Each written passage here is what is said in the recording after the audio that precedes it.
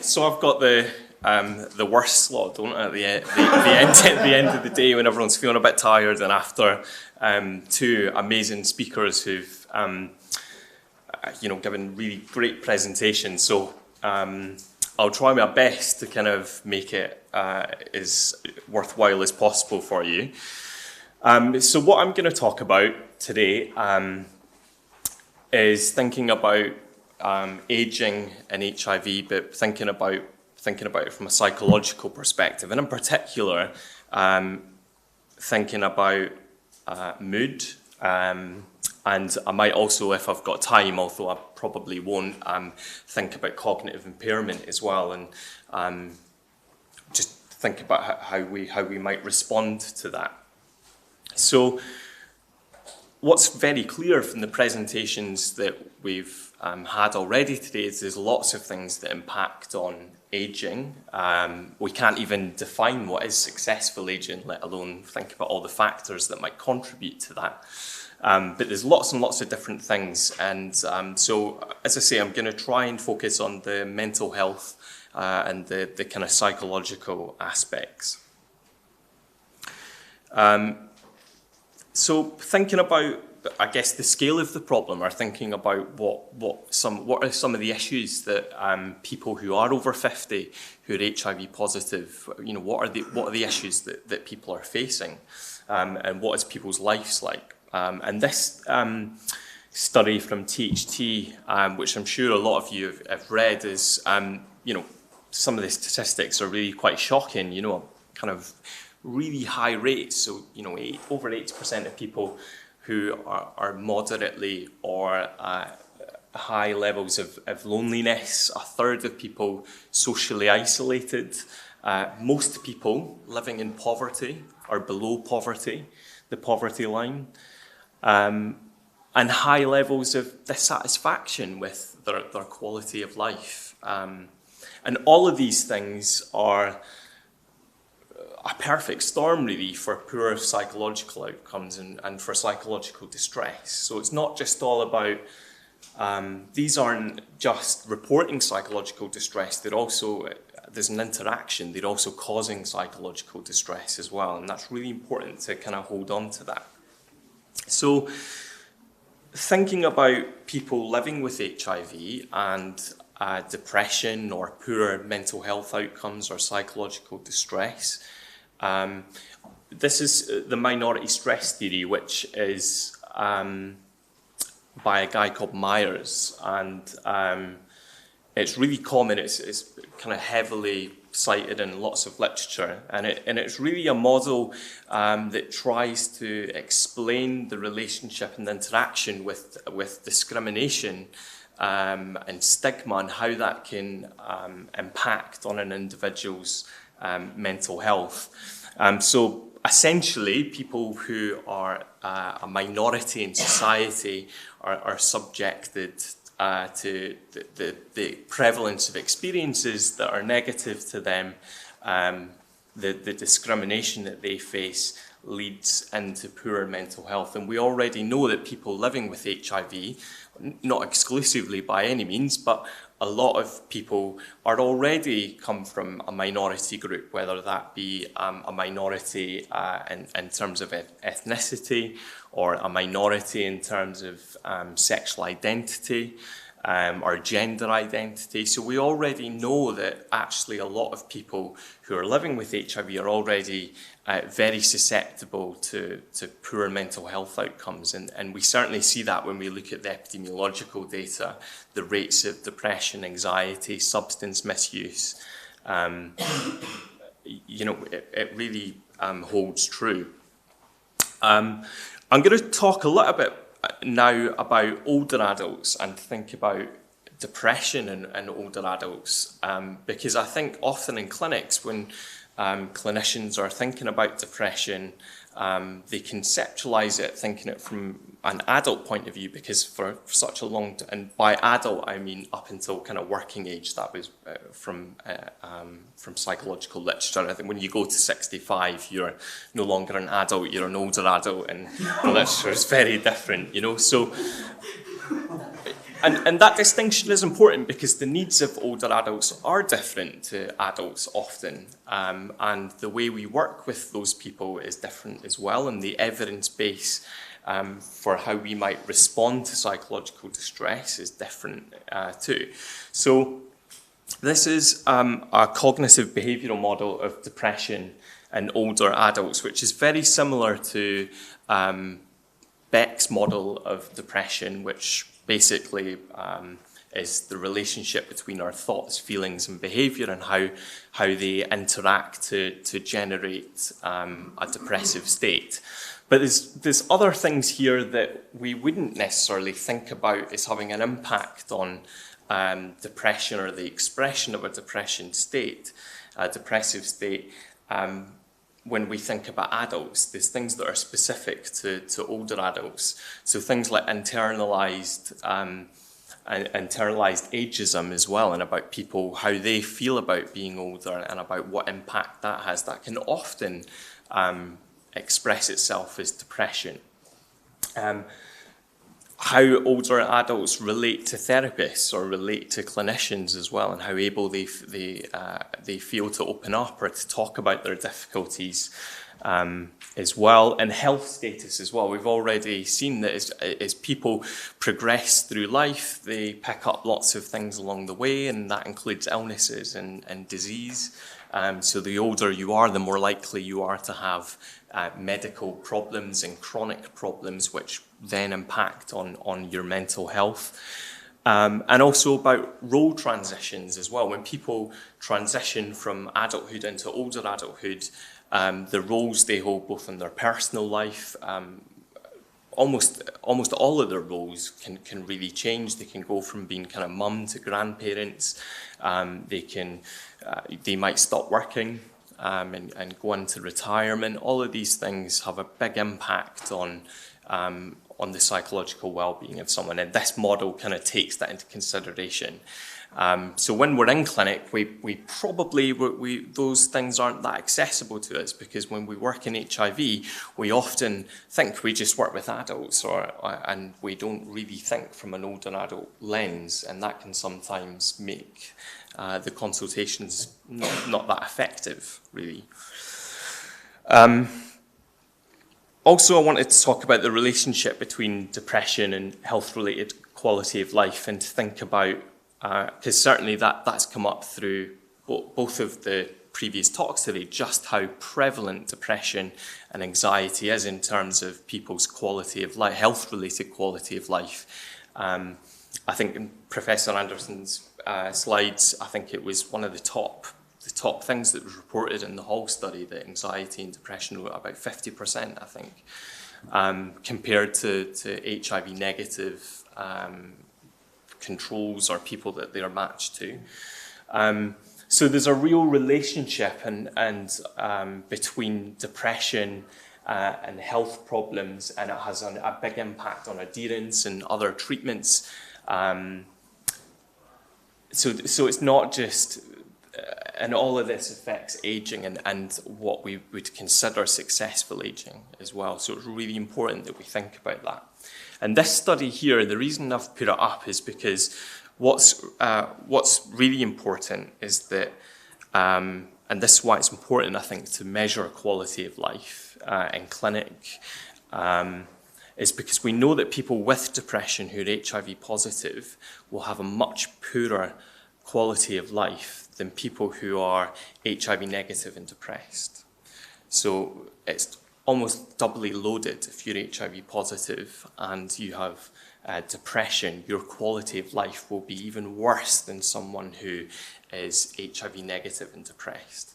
And that's really important, because it's so, I guess what I'm trying to say is that quality of life is very pronounced, and people with that deficit in quality of life is very pronounced in people who are HIV positive and depressed. So we have to get better at picking depression up and treating it and responding to it, but also not just responding to it, but trying to prevent it as well. And that's where thinking about all the other metrics of quality of life, thinking about the welfare and all of the other things that are really important that protect people against depression is so important. I'm now going to spend a little bit of time. I was debating about whether to include this, but I think it's really important because I think there's quite a lot of attitude around older adults in psychological therapy and whether that's appropriate or not. And there's quite a lot of myths actually around, quite a lot of myths around older adults engaging in psychological therapy. And certainly in the literature, it was kind of once thought that actually older adults weren't suitable to engage in therapy. That they, and certainly even go back, from Freud's belief that, that mental plasticity, I can never say that word, plasticity, that older adults lack that, so there's no point engaging in psychological therapy.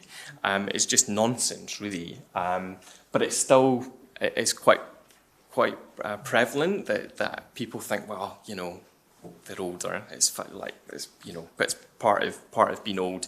You get health problems and you feel a bit crap about it. And actually, that's a really bad attitude to have. So there's this also the understandability phenomenon where anxiety and depression is often considered a normal part of aging because of the losses that are associated with it. Now, if you think about that with an HIV cohort, especially people who have perhaps been lived with HIV for a very long time, who've had arguably, certainly at a population level, a lot more losses than their HIV negative counterparts. That is ridiculous to think that it's inevitable that these people are going to have anxiety and depression and we shouldn't do anything about it. It's nonsense. And also another viewpoint that is very prevalent is that actually older adults prefer medication than psychological therapy. That actually just give these people an antidepressant and not bother about a psychological therapy or not that's kind of okay. And that's a really, again, a bad attitude. And the literature also supports, there's very weak studies that support that. There's also pretty good studies that refute that as well. And actually older adults, do want to engage in psychological therapy. The last thing I'm going to talk about is thinking about psychological therapies with older adults or adults who are aging, because the models of care that we have and the therapies that we might offer in clinics are probably not that suited to older adults. Predominantly we've had a working age adult population attending clinic, and in turn our psychological interventions are based on evidence from that group. But actually older adults need adaptations to psychological therapy. And if we think about that specifically to HIV, where our older adults might have there's certainly higher rates of cognitive impairment. We need to make sessions longer and different, the treatment protocols are different. So if you have depression and you're 25 compared to if you're 60, the amount of sessions that are going to work and the pace at which you work and the kind of therapeutic techniques that you would use are quite different. So we have to be quite mindful of that when as the HIV cohort is aging and we're seeing more older adults in clinic. It's important that when we're commissioning services and we're setting up services, we're thinking about the interventions that we're offering and making sure that they're fit for purpose. So there is some standards as well about psychological support, and this was published in 2011 by MedFash and the BPS. And that is a really comprehensive set of standards, but unfortunately it doesn't say anything about older adults. It's just, and probably because it wasn't fashionable then in 2011 to think about, we weren't really thinking about HIV and aging then, whereas we are very much now. So the standards of care are based on us having a working age adult population, which isn't really the case anymore, and will increasingly certainly not be the case as we go forward. I'm not going to have time to talk about the cognitive impairment, so we're going to stop there if that's okay, because I want to you're probably really tired, you've all been sat here for ages without any drinks. Yeah, we'll stop there. Does anyone have any questions or any reflections or disagree with anything I've said, or wanted to ask more information? Or? Sorry, I don't need a mic. Can you hear me? Is that it's being my eyes? I just wanted to say I'm not a cynical person, but I've had a lot of therapy, and I've had, as I say, I've had therapy because of childhood, right? And I went through, while I was working, I had private therapy, and then obviously I had, but what I'm trying to say is when I go to the hospital every 3 months, I'm in a clinical area, and you fill a form in and how you've been feeling the last week, every 3-6 months. And when your psychiatrist at the hospital learns that you're doing well with your therapists that you're getting at charity, you see less of your therapists at the hospital, and it's money-based and time. Yeah. That's just that point.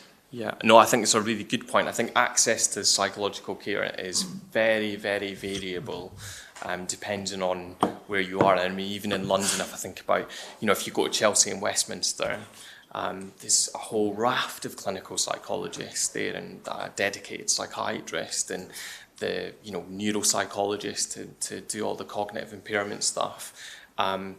You go to, no disrespect, Guy's and St Thomas's, there's a psychiatrist who does a few sessions, and then they got rid of all the clinical psychologists, and it's nurse specialists now.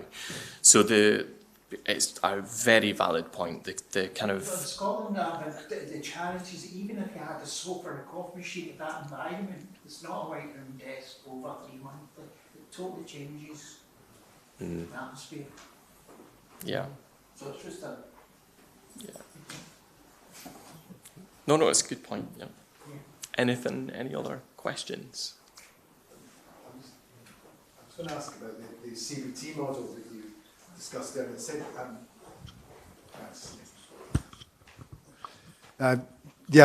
just the importance of the cohort there. I noticed that, for me, that seems a slightly outdated model, mainly because our value systems are going to be completely different from, I'm a nurse as well, so I deal with lots of discharges and I deal with critical care as well. So the value systems are going to change surely over time. So is that, based on that, is that model accurate enough to use as a model in potential treatment of depression in older adults in future?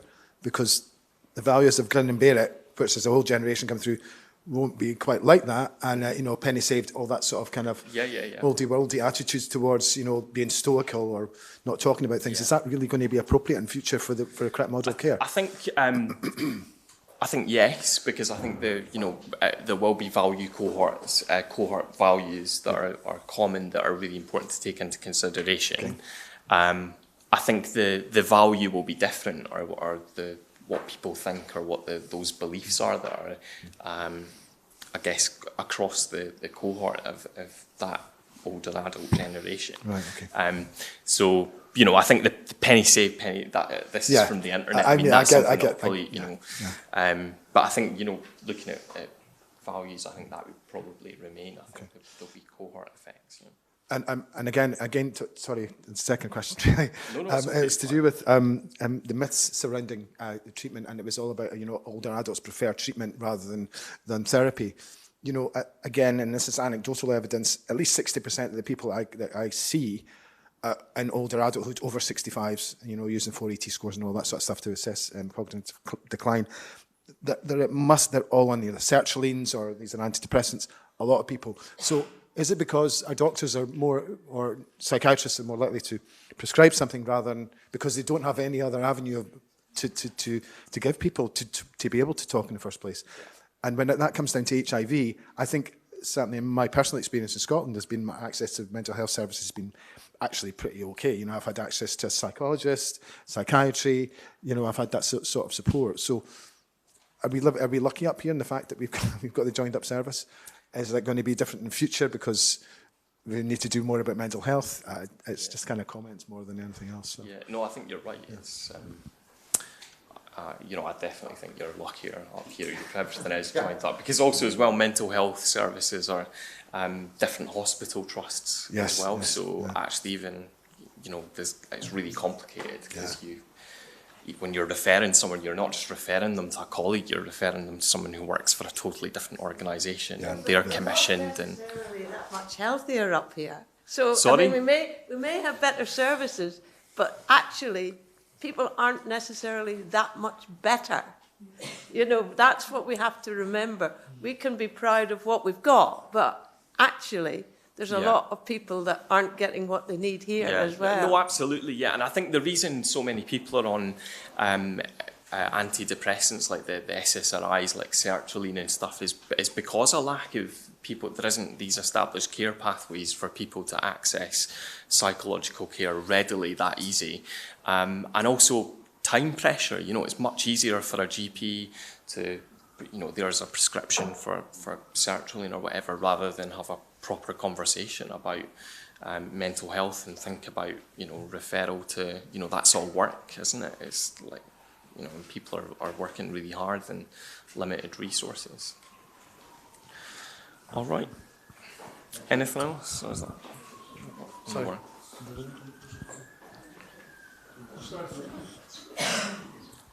I'm glad about that. My mouth's well dry. I don't think I'm... Chris, thank you very much. Chris McCormack.